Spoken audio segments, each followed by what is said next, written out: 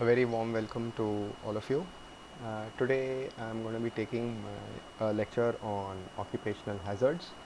In lieu with recent events, especially the COVID-19 pandemic, now dealing with this topic is more crucial than ever. So, I will be dealing about how to take precautionary measures for the COVID-19 pandemic in the later slides. But yes, this is a very important topic, and I hope you all gain some knowledge by the end of this lecture. Okay, so before we start about the occupational hazards, you need to know about the governing body which actually decides whether a particular event is classified as an occupational hazard. So you have to know about the Occupational Safety and Hazard Health Act.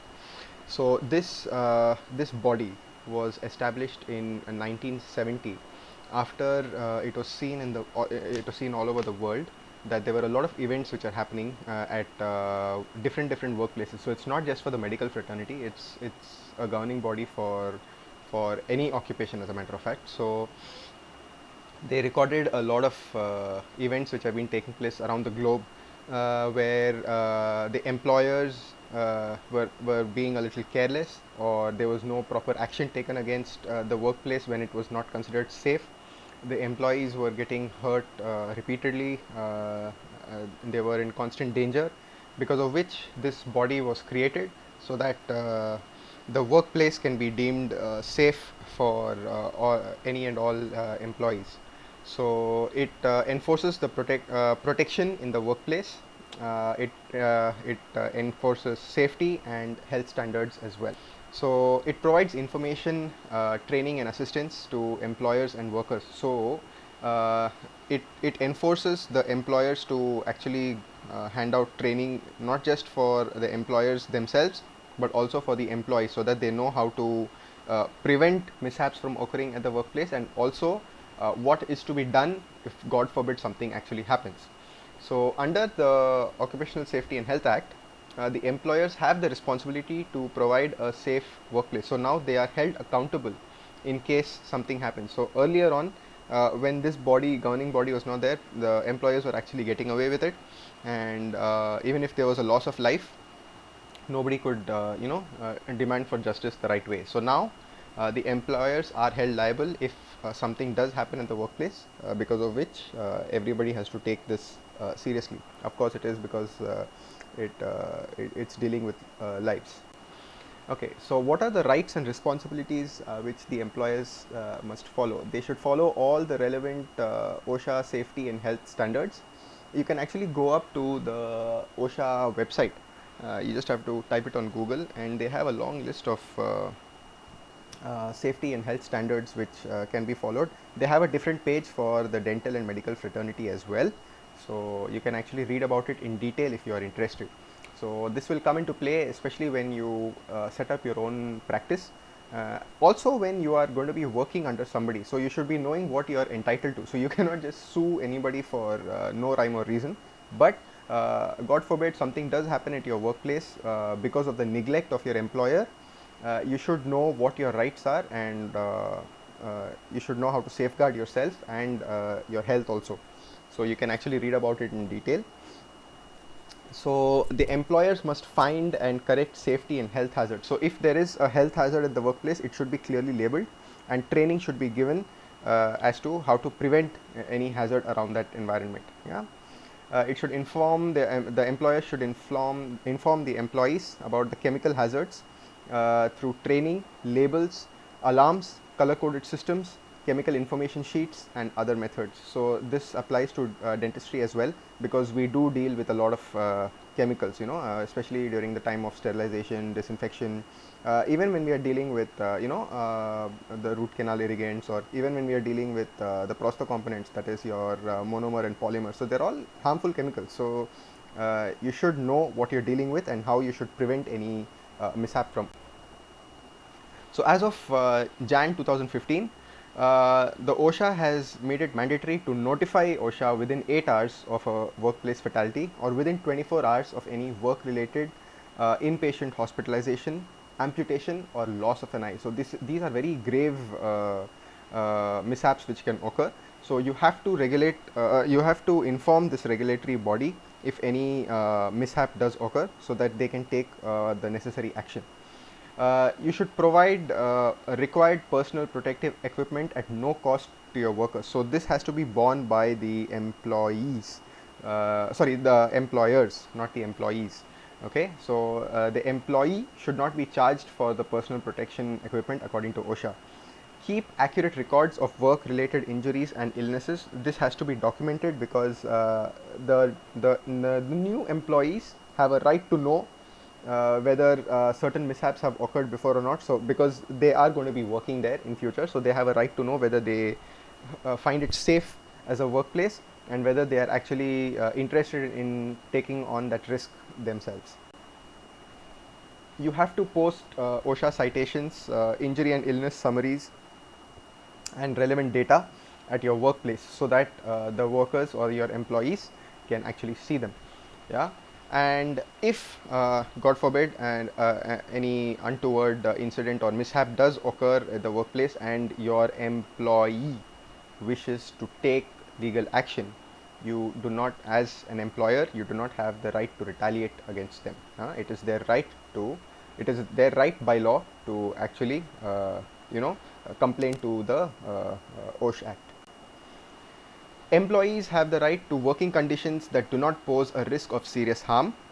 They should they have the right to receive information and training about chemical and other hazards, methods to prevent harm, and the standards of OSHA which apply to their workplace. So these are all the rights which they are entitled to. So you cannot deny them as employers. They should be allowed to review the records of work related injuries and illnesses. This is what I was talking to you about. So before they actually wish to join your workplace, they have a right to know whether some work related fatality has occurred. You do not have the right to hide it from them. Yeah, get copies of test results done to find and measure hazards in the workplace. So they actually have the right to go to OSHA and request them to conduct tests to find out whether it is a safe workplace or not. They have the right to file a complaint against OSHA to inspect the workplace if they believe that there is a serious hazard which can take place over there, or they also have the right to file a complaint if they find that their employer is not compliant with the OSHA rules. Yeah, and they can use these rights without retaliation. So if an employee is fired, or something shady has occurred, they are demoted or they are transferred because of using their rights under this law, they can file a complaint within 30 days to OSHA, and of course OSHA will take the necessary action. Okay, so coming to the dental office, what are the various occupational hazards which one can face? The first one which I have quoted here is the occupational hazard related to your eyes. So the activator lights which you use to cure your resin composites, they can be deadly if you do not follow the necessary precautions. So you're not supposed to be staring directly at the light, neither you nor the patient. Of course, the patient is always going to be wearing the protective eyewear, which we always ensure that the patient is wearing. And you are also supposed to be using the face shield as well, so that the glare is not causing direct damage to your retinas. So direct exposure in the band of 400 to 450 nanometer. So this is the blue light which we are using to cure our composites. They can cause retinal damage. So to prevent them, you can use your amber colored. So in the photos, if you can see, they are actually amber colored. So this actually reflects the bit better, and it reduces the strain on your eyes. The second is the soft and hard tissue lasers. So we have the soft tissue lasers in the department of periodontics. So if you are going to be using your soft tissue lasers, yes, you have to use your protective eyewear. You would have seen the amber colored eyeglasses also which is present, which has to be used when you are using this. So this is another example of your amber colored glasses. This is found to have proven best reflection from or protection from your laser. The next which we are dealing with is your noise pollution. So your high speed turbines, air rotors and micromotors, they do generate a lot of noise, especially in the olden times. So in the olden times, the compressors were kept within the work, right near your chair, and the aerotors were not as efficient as they are now. So the noise from faulty compressors, faulty scalers, and faulty aerotors also was quite high. So this can cause ear damage, which may not be reversible all the time. So it can cause tinnitus, that is a ringing sensation in your ear, irritability, hearing impairment, and headaches. Headaches are the most common. So how do you prevent this? You have to continue to maintain your handpieces, and not just your handpieces, but your aerotor turbines and your compressors as well. You can soundproof your work environment. You can issue earplugs, but earplugs issue can pose a problem because your patient may not hear you when you are actually trying to communicate with the patient during the treatment. So it's a double-edged sword if you issue earplugs. And like I said before, you can use the sound absorbers, so you can actually soundproof your ceilings and the walls in your environment. So if you soundproof a room and you keep your compressor inside, it's as good as noise cancellation. So you will not be able to hear it, and it will not cause any damage. The need of the hour right now, because of the COVID-19 pandemic, is the aerosols. So you will be dealing with aerosol generating procedures from now on. It's going to be a day-to-day term which is going to be implemented in the clinics now. So you might as well get used to it. So AGP should not catch you off guard. It is nothing but an aerosol generating procedure. Okay. So aerosols are extremely dangerous because they contain oral fluids also. They can actually transmit oral fluids. They can spread oral fluids, blood, dental materials, powder, latex from your gloves, and dust from metals as well. So aerosols are extremely dangerous. They can contaminate, and they can cause the spread of diseases as well. So you have to have the proper PPE, personal protective equipment, not just for yourself but for your assistant and the patient as well, to prevent the spread of diseases via aerosols. What you can do is, to prevent, you can use your high volume suction. You have to use your PPE, that is your face mask, your eyewear, your face shield, the proper masks, gowns, yeah, and proper isolation. So you can use your rubber dams, you can use cotton rolls, you can use high volume suction, yeah, and you can modify your dental treatment as well. So you can do your polishing using slow speed. However, I must warn you, when you're doing polishing at slow speed for long periods of time, you're actually increasing the temperature of the restoration. That of course is going to transmit that high temperature to your tooth, so you are actually causing trauma to your pulp. So you cannot use the slow speed for a very long time. Use gentle water stream, of course, to it plays two roles. One is to cool down the temperature, and also it helps to flush out the aerosol which can be sucked in using your high volume suction. Yeah. Next, coming to your X-ray radiation, this I'm sure you'll be it would have been covered in your year 4. So it's just a simple revision for you guys. So the amount of exposure taken in a single IOPA is actually only 0.00125 millisievert. So I'm sure you know that millisievert is the unit which is used to measure X-ray radiation. So the International Commission on Radiological Protection, the ICRP, has stated that an annual equivalent dose of 150 millisievert for the lens of your eyes and 500 millisievert for all other organs including your skin is recommended. So actually speaking, the patients are not at any risk when you are taking your IOPAs. It is more of the dental fraternity which are at risk for X-ray radiation. However, if you calculate and see from the single IOPA dose, which is 0.00125, and you calculate it even for the annual equivalent dose limit for your eye, that is 150 millisievert, you can actually take somewhere around a little more than 80,000 IOPAs in a year. So it is considered as one of the low cases of radiation damage when you take your IOPAs, and even lesser when you shift from your analog to your digital IOPA. So this IOPA exposure is because of your traditional I mean your traditional IOPAs. So if you convert it into your digital IOPA exposure, it is even lesser.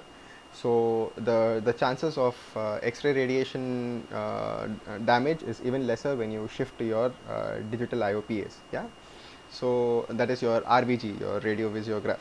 So the patient is not at risk, but of course the dental healthcare personnel, especially those who are working in the department of oral medicine and radiology, they have to wear the TLD badges, the thermoluminescent dosimeter badges, which have to be going in for a review to the labs every 3 or 6 months, where they actually measure the amount of radiation the person is exposed to, and they state whether the person is safe or not, or whether they have to take some particular precautions.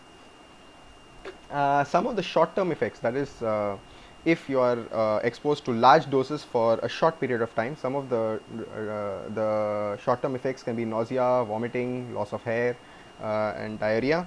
Whereas the long-term effects are if you are continuously subject to smaller doses for long periods of time. So this can lead to carcinogenesis, that is the formation of cancer cells in your body. It can have an effect on the embryos, so pregnant women are more susceptible. Can lead to cataract formation, and it can lead to genetic effects also, and blood cancers like leukemia. So this happens over a long period of time, say 10 to 15 years or longer. So that is why the dental personnel have to wear TLD badges, for continuous monitoring to prevent these kind of mishaps. The oral cavity, the changes which you can see mucositis, oral candidiasis, loss of taste sensation, reduction in your salivary flow, your pH becomes more acidic, and you can see radiation induced caries, that is your osteoradionecrosis. Of course, all of this happens only over a long period of time, so it's not something which will happen instantly. So what are the protective measures you can ensure so that you do not subject yourself to radiation effects? I'm sure you're all practicing all of this in your clinics. You should not be holding the film during your exposure. You can ask the patient to actually hold on to the film after you position it into the correct slot. Do not stabilize the X-ray machine during exposure. So you should just walk out of the room after you have positioned it, and you can just shoot it from outside. Do not come directly in the path of primary radiation. This is why we ask everyone to go out of the X-ray room as soon as the X-ray has been the IOPA film has been stabilized in the patient's mouth and the X-ray tube is also stabilized. If you do not wish to exit the room, you should at least be standing behind a lead barrier. And like I said before, the TLD badges have to be monitored periodically. As far as I know, it's every 3 months or 6 months. Yeah, you can use lead aprons and collars for the patients, especially the pregnant women. The use of lead aprons and collars is mandatory even for thyroid patients, because the thyroid tends to soak up radiation faster than all other organs. Coming to mercury poisoning, so now because we are not dealing much with amalgam restorations, this has come down a lot, because mercury poisoning generally happens when you're storing mercury for amalgam restorations. So this has come down considerably. However, you may join workplaces where amalgam is still being used, so it is always good for you to know. These are the possible side effects you can get with acute and chronic toxicity. However, you should know no patient has ever suffered and passed away because of mercury toxicity. So your amalgam restorations are totally safe, because the amount of mercury which is expelled from these amalgam restorations have been found to be bare minimal, and they are not fatal. The only dental personnel who has actually passed away because of mercury toxicity is a person who was actually trying to triple distill mercury, and the entire liquid actually fell on him. So this was a long time back, and that is the only reason why a person has actually died because of mercury toxicity. Otherwise, mercury is totally safe. Now coming to the prevention, if you are going to be storing mercury or amalgam fillings, you cannot just dispose of mercury and amalgam in the normal dustbins. So you should store it in a location near a vent or a window so that the mercury vapors, does not actually circulate in your workplace. Maintain high airflow in and out. Scrap amalgam should be collected under spent X-ray fixer. This is the best solution to actually, collect your amalgam restorations. Water and glycerin not so much, but spent X-ray fixer is the best solution which you can use to collect your scrap amalgam. So once you know that your X-ray fixer has become ineffective, you don't need to discard it. You can actually use it to collect your amalgam restorations. Your spent capsules and cotton rolls should not be thrown with the regular trash and should be stored in tightly packed plastic containers or closed bags. Yeah, because we do not want to contaminate the environment as well. Please remember, the easiest way to manage a mercury spill is to use sulfur powder.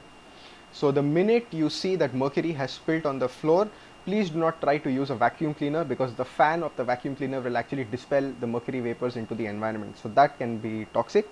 So what you have to do is you immediately sprinkle sulfur powder onto a mercury spill. What happens with sulfur is it tends to clump up your mercury spill because of the formation of mercury sulfide. And this mercury sulfide can actually be collected and dispensed off easier. To collect mercury drops is very difficult because it will just keep rolling and it cannot be absorbed. So you have to sprinkle sulfur powder, okay, because it starts to clump, or it just accumulates in one place. It does not roll anymore. Okay, now coming to the guidelines for minimizing your hazards in the dental office. Keep minimal hazardous chemicals in the office. That is the easiest way. Prevention is better than cure. Read the labels and use only as directed. So information is power. You have to know what you're dealing with. Store chemicals only in their original containers. There's a reason why certain chemicals are kept in dark bottles. It's so that it does not react with light and cause any potential damage. Keep the containers tightly closed so that even if the container is overturned, it does not cause any leakage. Avoid mixing chemicals unless the consequences are known. The most common example I can think of at the top of my head is the mixing of chlorhexidine and sodium hypochlorite. When you are doing your routine endodontic treatment, you should know that the mixing of chlorhexidine with sodium hypochlorite can result in the formation, it will result in the formation of an orangish precipitate, that is parachloroaniline. This has been found to be toxic and carcinogenic. However, studies are still going on. There are two schools of thought. One says that it is carcinogenic, one says that it is not. But why take a risk when it has been speculated that it can be carcinogenic? Yes, so this is why you should never mix the two. There should always be a saline flush in between them. Okay, wear appropriate PPE. This is what I have been stressing since the beginning of this lecture, and you of course are all following the proper hand washing techniques which are posted in all the cubicles in the class. Prevent your cross infection. So now you know that droplet spread can cause the spread of tuberculosis, pneumonia, and now COVID also. Through saliva and blood, yes, COVID can spread through saliva. However, studies have shown that through blood transfusions, COVID is not being spread as of now. So studies are still going on. But till now, they have studies have suggested that COVID does not spread through blood transfusions. So you of course have to worry about hepatitis, syphilis, and AIDS. Manipulation of hand instruments. This is why we ask everyone to use the one hand scoop technique, because we do not want needle prick injuries. Of course, you do know that if there is a needle prick injury, you have to inform the authorities after you actually thoroughly wash the pricked site, and you try to sterilize it as much as you can with your betadine solution, and you make sure that you have washed it with Dettol, and then of course you have to go for your test to find out whether you are safe, or whether you especially after using the needles. If while closing the needles or while disposing of the needles, you have to check, and you get the prick, you have to check, you have to be tested for, all your viral pathogens. Okay. So even your utility knives, please be careful when you're packing them and sending them for sterilization. During suturing, you have to make sure that you don't injure yourself, and of course your syringe needle when you're capping it after your procedure. So how do you prevent it? You have to practice safer work measures. Safer instrument designs are appreciated, and you have to continually update yourself, as to whether something else has come up in the market on how to prevent certain injuries. Now, coming to dental ergonomics, this is the need of the hour, because most of the dentists, their common complaint is back pain. That is because of poor posture, and because of sitting in the dental chair for long periods of time. So it can cause fatigue, backache, diseases of joints, and muscle strain and impairment of the worker's health inevitably. Yeah. So how do you prevent this? Yeah, this also leads to stress and burnout. So how do you prevent your musculoskeletal disorders? There are certain exercises which can be done in the dental workplace. So you can see them in the diagrammatic representation below. You can actually practice this in between patients. So as soon as you finish the treatment on one patient and you're waiting for the next one, you can actually practice these exercises which are shown in the figures below. Take regular breaks during your work hours. Don't sit in one posture for long periods of time. Try to stand in between your procedures, not in between, that is after your procedures. Of course, when you are doing a procedure which requires you to be sitting, especially your endodontic treatment, please do not try to stand in between them. Reposition your feet. Try to move around as much as you can. Position patients at the proper height so that you can prevent your musculoskeletal disorders. Avoid twisting as much because it leads to stress on spine. Now coming to the OSHA regulations for COVID-19. So OSHA has, as of March 2020, OSHA has recommended the following steps to protect the employees.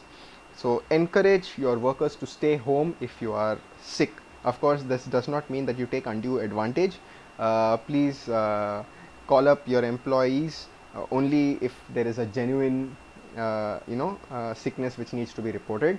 Maximize the use of telemedicine for non-emergency consultations. So this is something which you're going to be seeing now once you come into the clinics. We will not be dealing with patients on day-to-day basis. I mean on walk-in basis.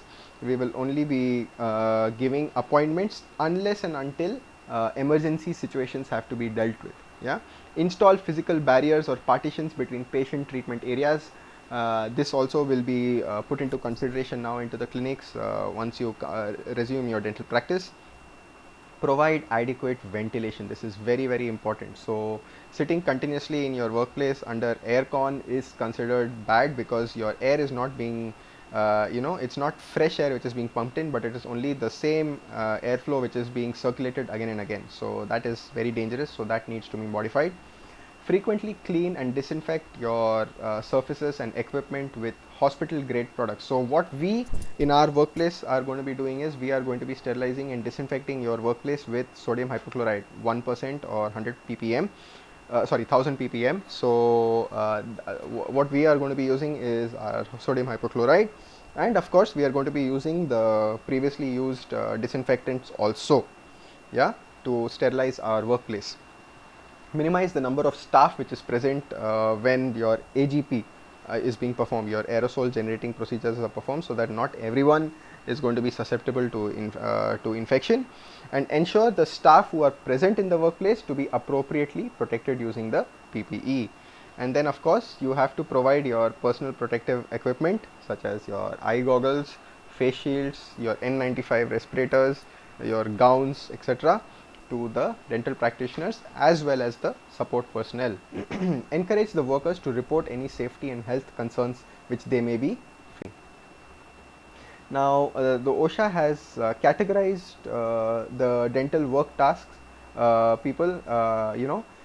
lower, medium, high risk and very high risk procedures.